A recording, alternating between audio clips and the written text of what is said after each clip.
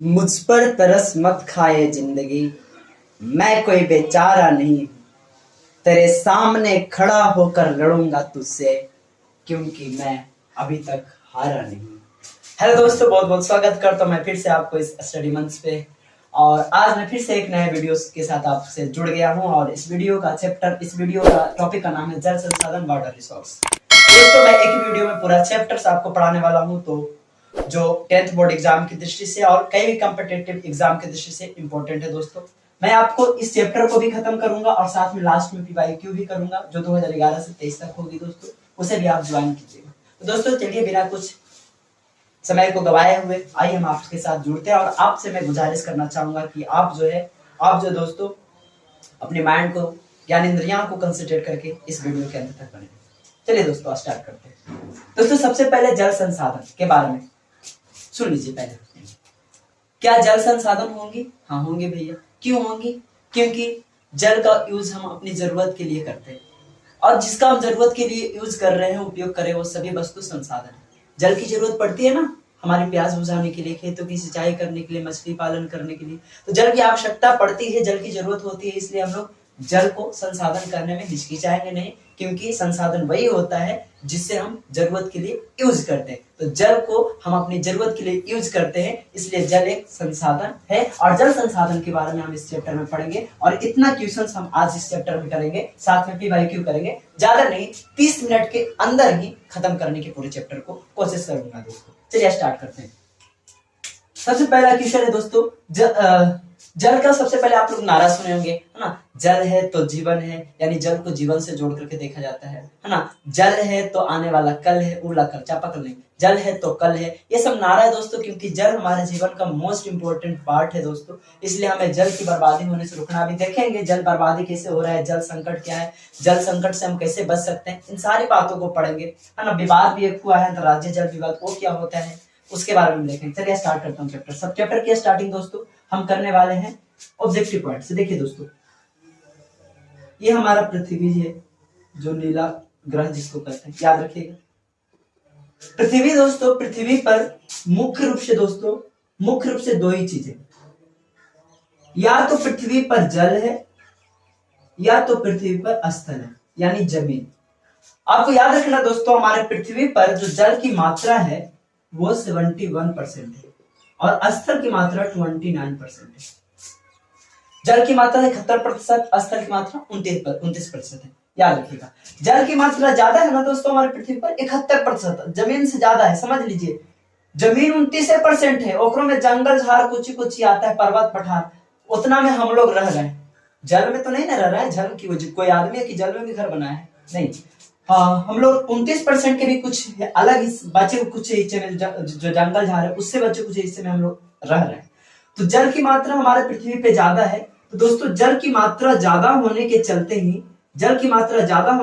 ही पृथ्वी को हम लोग नीला ग्रह कहते हैं। याद रखिएगा, पूछेगा प्रश्न कि पृथ्वी को कौन सा ग्रह कहते हैं? नीला ग्रह कहते हैं। कौन सा ग्रह कहते हैं दोस्तों? नीला ग्रह कहते हैं। क्यों कहते हैं? क्योंकि पृथ्वी पर जल की मात्रा ज्यादा है। तो भैया, पृथ्वी पर जल की मात्रा ज्यादा है तो काहे कहेंगे हम नीला ग्रह? पीला ग्रह काहे नहीं कहेंगे? क्योंकि दोस्तों, जो मानचित्र होती है ना, मैप में हम लोग जल को नीला कलर से दिखाते हैं, नीला रंग से दिखाते हैं। और नीला रंग से अगर हम जल को दिखाएंगे तो पृथ्वी को कौन सा ग्रह कहेंगे? नीला ग्रह।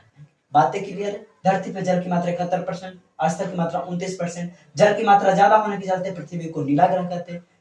नीला ग्रह जल की मात्रा ज्यादा होने के चलते कहते हैं, क्योंकि जल को मैप पर नीला कलर से दिखाते हैं। बात क्लियर हो गई दोस्तों? आगे की बात सुनिएगा दोस्तों, ये आपकी पृथ्वी से बात हो गई। आगे सुनिए, पृथ्वी पर कई चीजें हैं, जैसे महासागर है। महासागर में जो जल है दोस्तों, हमारे महासागरों में जो जल पाया जाता है वो आपका 96.5% पाया जाता है, जिसमें दोस्तों 2.5% जल जो होता है वो अलवणीय होता है। अलवणीय माने पीने योग्य, मीठा जल जिसको कहते हैं। महासागरों में जल कितना है? 96.5%। 96.5% जल महासागरों में। और पीने लायक जल कितना है? 2.5% जो अलवणीय जल है, यानी पीने लायक है। अगर पूछेगा प्राणियों में जल की मात्रा, यानी हम में प्राणियों जिनके अंदर प्राण है उनमें जल की मात्रा कितनी होती है, तो प्राणियों में जल की मात्रा 65% होती है दोस्तों। प्राणियों में जल की मात्रा कितनी होती है, 65% होती है। वनस्पतियों में पूछेगा तो 65 से 99%, 65 से 99%। पृथ्वी पर पूछेगा तो अभी मैंने बताया पृथ्वी पर 71%। ये ऑब्जेक्टिव पार्ट है दोस्तों जो आपसे पूछा जाता है। प्राणियों में जल की मात्रा 65%, वनस्पतियों में जल की मात्रा 65 से 99% और पृथ्वी पर जल की मात्रा 71%। और जिसमें पीने योग्य कितना है, 2.5%। महासागरों में कितना है, 96.5% और पीने लायक 2.5%। ये भी बात आपको ख्याल रखना है दोस्तों। आगे की बात करना चाहिए। आगे दोस्तों सुनिएगा, जल स्रोत को हम लोग दो भागों में बांटते हैं। एक का नाम है भूमिगत जल स्रोत और दूसरा का नाम है धरातलीय जल स्रोत। दोस्तों जल स्रोत का मतलब होता है जहां से हमें जल की प्राप्ति होती है। तो जल की प्राप्ति का सोर्सेज दो ही है हमारे धरती पे, भूमिगत जल और धरातलीय जल, यानी भूमि के अंदर पाए जाने वाले जल को, जो जल भूमि के अंदर से मिलती है वैसे जल को हम लोग भूमिगत जल कहते हैं दोस्तों। एग्जाम्पल के अगर तौर पे देखें तो कुआं का जल हमें भूमि के अंदर से मिलता है, चापाकल का जल हमें भूमि के अंदर से मिलता है, समरसेबुल का जल हमें भूमि के अंदर से मिलता है। तो दोस्तों जिस वैसा जल जिसकी प्राप्ति पृथ्वी के अंदर से हो रही हो, भूमि के अंदर से हो रही है दोस्तों, उसे हम लोग भूमिगत जल का नाम देंगे। एग्जाम्पल में कुआं का जल पृथ्वी के अंदर से निकालते हैं, चापाकल का जल भी पृथ्वी के अंदर से निकालते हैं, समरसेबुल को देख लीजिए अंदर से निकालते हैं। और धरातलीय का मतलब होता है जो धरती के तली पर पाया जाता है, जो धरती के दोस्तों तली पर पाए जाने वाले जल को हम लोग धरातलीय जल कहते हैं। एग्जाम्पल अगर इसका देखें दोस्तों तो आपका जो नदी हो गई, नदी का जल धरती के तली पर होता है ना, नदी हो गई, झरना हो गई दोस्तों, तालाब हो गई, ये सब जो जल है इनकी जो जल है वो धरातलीय जल कहलाते हैं क्योंकि इनके जल धरती के तली पर पाया जाता है। ये भी बात आपको ख्याल रखना है, ठीक है ना। भूमि के अंदर पाए जाने वाले को भूमिगत, धरती के तली पर पाए जाने वाले को धरातलीय जल। आगे दोस्तों सुनिएगा, अगला प्रश्न है जल उपयोग। जल का उपयोग क्या हो सकता है, आप ये तो इजी प्रश्न है। जल का उपयोग क्या होता है, सिंपल से हम लोग बोलेंगे जल का उपयोग दैनिक कार्य में करते हैं, यानी रोज के काम में, दैनिक कार्य में हम लोग जल का उपयोग करते हैं। कृषि सिंचाई में, यानी कि खेती को सींचने में, खेती को पटाने में हम लोग क्या करते हैं, जल का उपयोग करते हैं। मछली को पालने में, जितना भी जलचर प्राणी है ना, सब में किसका उपयोग करते हैं, जल का उपयोग करते हैं। कोई भी पदार्थ हो दोस्तों, या बिजली के उत्पादन में, बिजली उत्पादन में भी हम लोग जल का उपयोग करते हैं। तो उपयोग बहुत सारा है, दैनिक कार्य में मैंने रोज के काम में, कृषि सिंचाई में, खेती पटाने में, मछली पालन में और बिजली उत्पादन में जल का उपयोग पूछा गया प्रश्न, ध्यान रखिएगा। उसके बाद फिर आपको ध्यान रखना है,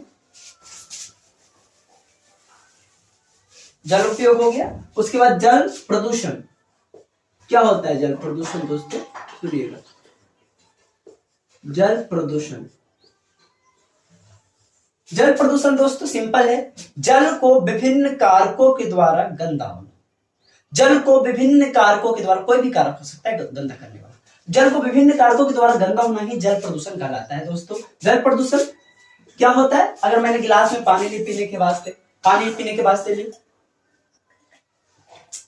वास्ते लिया, जैसे ही धूल उड़ करके हमारे जल में आ गया, तो ये क्या हो गया, जल प्रदूषण हो गया। जल को गंदा होना किसी भी कारक के द्वारा, ठीक ना, जल प्रदूषण कहलाएगा। जल प्रदूषण के क्या कारण हो सकते हैं, ये प्रश्न पूछा गया कि भारत के नदियों को गंदा होने का क्या कारण है, भारत के नदियों को गंदा होने का क्या कारण है। तो भारत की एक नदी है दोस्तों यमुना नदी, भारत की एक नदी है यमुना नदी, जो सबसे गंदी नदी कहा जाता है, सबसे प्रदूषित नदी कहा जाता है यमुना नदी को।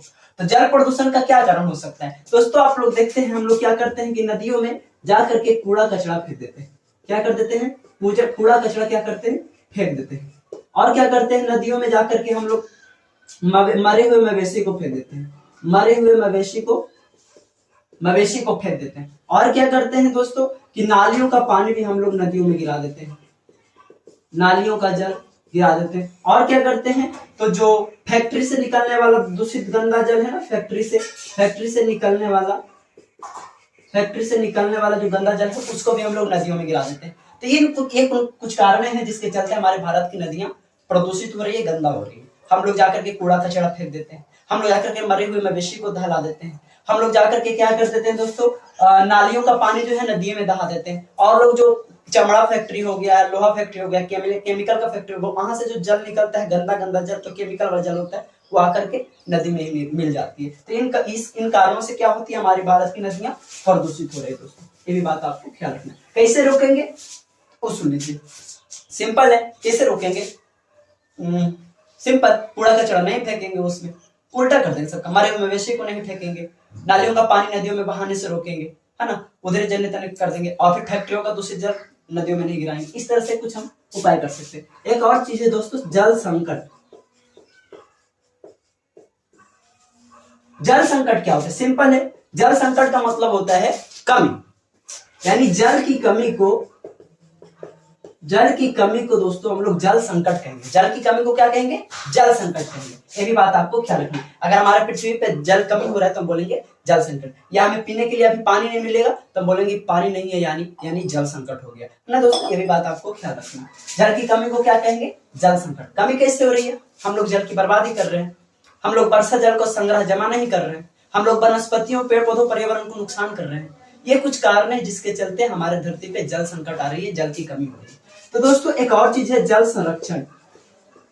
सिंपल, अभी हमने पढ़ा जल प्रदूषण, जल को गंदा होना जल प्रदूषण, जल संकट, जल की कमी को जल संकट कहेंगे। अब संरक्षण का मतलब होता है रक्षा करना। याद कीजिए, मृदा में पढ़ाए थे, मिट्टी को रक्षा करना। तो जल को अगर हम रक्षा करेंगे, प्रदूषित होने से बचाएंगे, कमी होने से बचाएंगे, तो जल संरक्षण कराएगा। ध्यान से, जल को कमी होने से या जल को दूषित हो या गंदा होने से बचाना जल संरक्षण कहलाता है। कैसे आप बचाइएगा, ये आप जानते हैं कि हम पर्यावरण को संरक्षण करेंगे, हम वर्षा जल का संग्रह करेंगे, जमा करेंगे, और क्या करेंगे दोस्तों कि हम लोग जल को प्रदूषित होने से बचाएंगे। अगर इन कारणों से अगर हम जल की कमी को रोक दिए, अगर हम जल प्रदूषण को रोक दिए, तो क्या हो गया, जल संरक्षण हो गया, जल की रक्षा हो गई।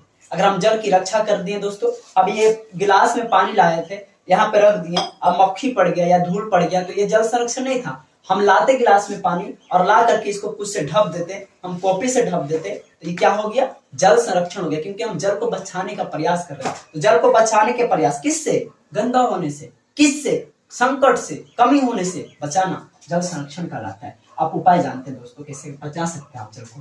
पेड़ पौधा अधिक मात्रा में लगाएंगे, वर्षा जल को संग्रह करेंगे, बर्बादी होने से जल को रोकेंगे। हम लोग क्या करते हैं दोस्तों, जाते हैं जल लेने टंकी से, और टंकी जल लेते हैं, आप टंकी छोड़ देते हैं खुले हुए, जल बर्बादी हो रहा है दोस्तों। बूंद बूंद बचाना है, नहीं तो आने वाला हमारी पीढ़ी और आपकी पीढ़ी तरसेगा जल के लिए। याद रखिएगा, बात याद रखिएगा, स्वार्थी नहीं बनना है, आप अपनी पीढ़ी के लिए भी सोचिए।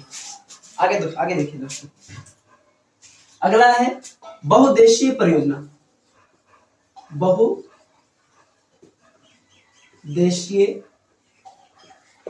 परियोजना दोस्तों, एक है अंतर्राज्यीय जल विवाद, मैं बताऊंगा।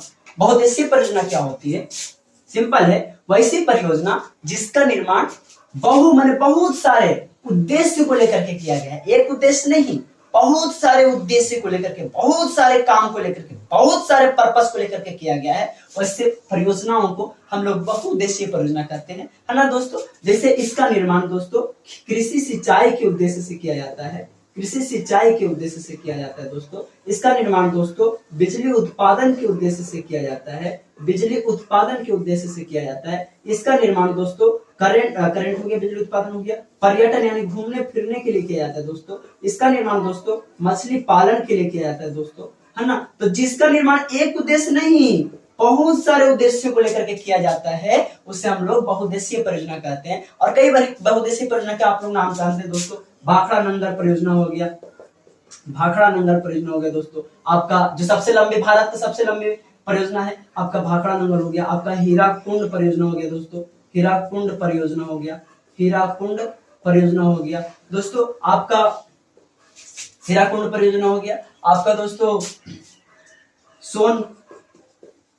सोन नदी घाटी परियोजना हो गया दोस्तों, जो हमारे बिहार की सोन नदी घाटी परियोजना। तो ये आपको कुछ परियोजना है जो बहुउद्देशीय परियोजना है, जिसका निर्माण एक उद्देश्य से नहीं, बहुत उद्देश्य से। आपको पता होगा दोस्तों कि ये जो भाखड़ा नंगल बांध है, भाखड़ा नंगल बांध है, ये हमारा पंजाब के सतलज नदी पर है।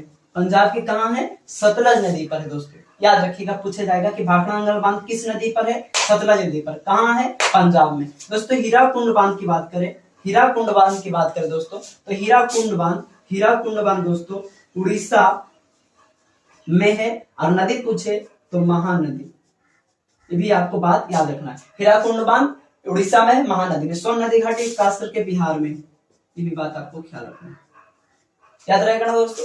चलिए बहुत बढ़िया।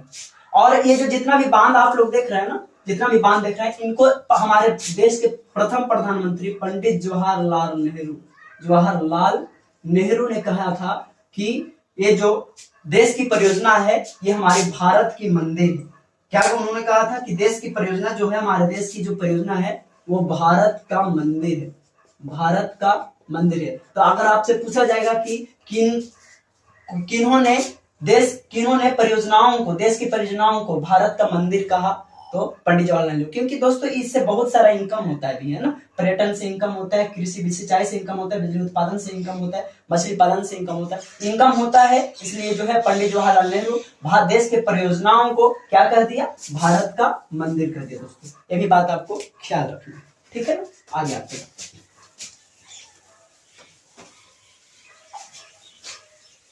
अगली बात है दोस्तों अंतर्राज्यीय जल विवाद।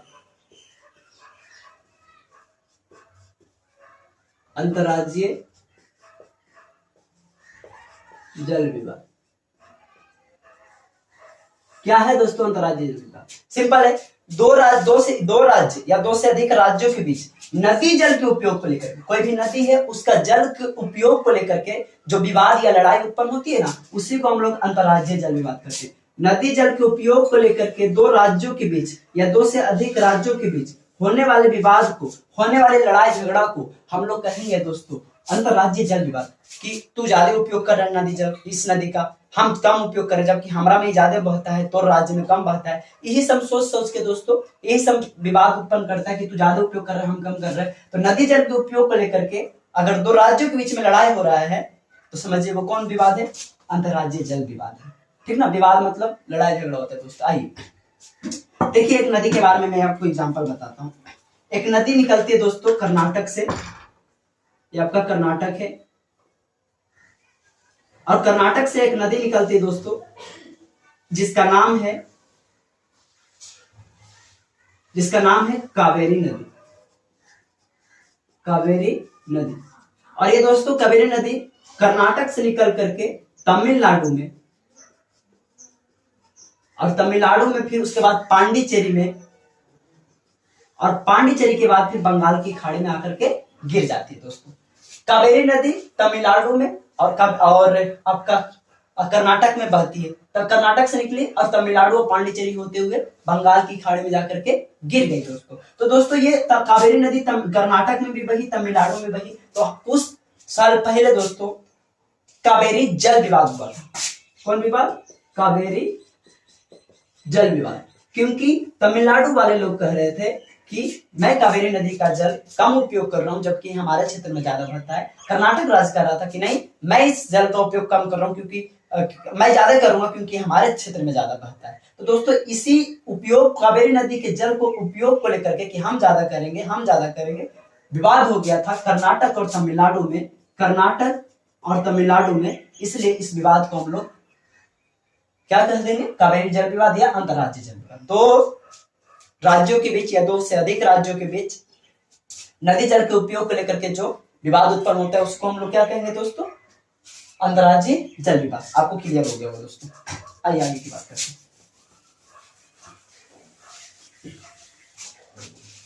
कुछ और बात आपको ध्यान रखना है। बिहार हमारा एक राज्य है और बिहार में अति जल दोहन से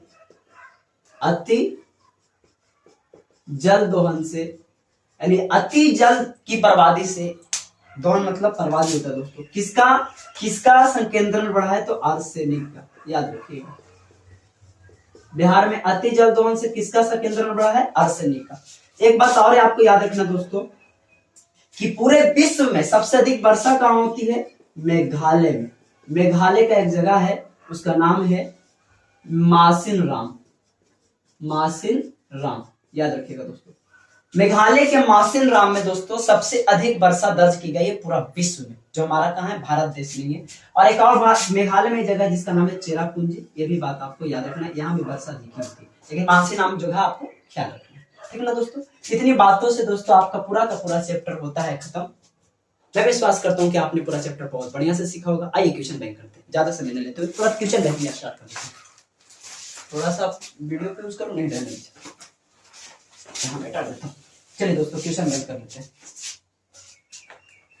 चलिए आज आपका क्वेश्चन है पूछा हुआ 2000 से 2011 से, ये आपका पहला क्वेश्चन किधर गया, इधर है।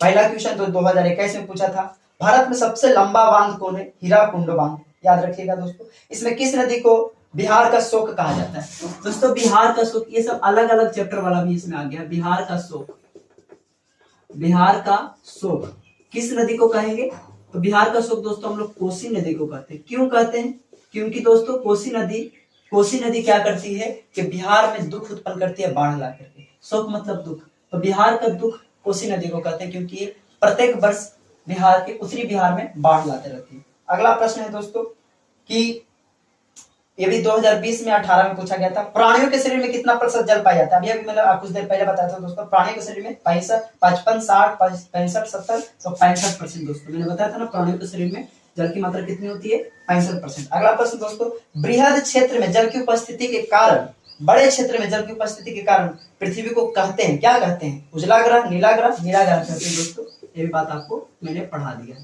पृथ्वी में जल की मात्रा ज्यादा इसलिए पृथ्वी को नीला ग्रह कहते हैं। सर्वाधिक वर्षा कहाँ होती है, सर्वाधिक वर्षा दोस्तों पूर्णिया में, कोच्चि में, चेरापूंजी में, मासिन राम में। अभी मैंने बताया था कि सबसे आपको याद रखना मासिन राम जो मेघालय में है, यहाँ पूरा विश्व में सबसे अधिक वर्षा दर्ज किया जाता है मासिन राम में। अगला प्रश्न दोस्तों, बिहार में अति जल दोहन से किस तत्व का संकेंद्रण बना है। बिहार में अति जल दोहन से अभी मैंने बताया आर्सेनिक जो तत्व होता है उसका मात्रा बढ़ गया, उसका संकेंद्रण बढ़ गया। और प्रश्न, देश के बांधों को किसने भारत का मंदिर कहा था। देश के बांधों को आपका भारत का मंदिर करने वाला पंडित नेहरू, महात्मा गांधी, पंडित नेहरू ने देश के बांधों को क्या कहा था, भारत का मंदिर कहा था। और क्वेश्चन नहीं है, क्वेश्चन आपको इतनी बातें ख्याल होगी। कुल जल का कितना प्रतिशत भाग महासागरों में पाया जाता है, तो मैंने बताया था 96.5% जल महासागरों में पाया जाता है, जिसमें 2.5% जल पीने लायक है। दोस्तों मैंने आपको क्वेश्चन बैंक भी करवा दी, पूरा चैप्टर भी पढ़ा दिया, अब तो खुश हो। चलिए ठीक है, उम्मीद करता हूँ आपने बहुत बढ़िया से पढ़ा होगा, मन लगा करके पढ़िए, पढ़ते रहिए, बढ़ते रहिए और जुड़े रहिए। Thank you.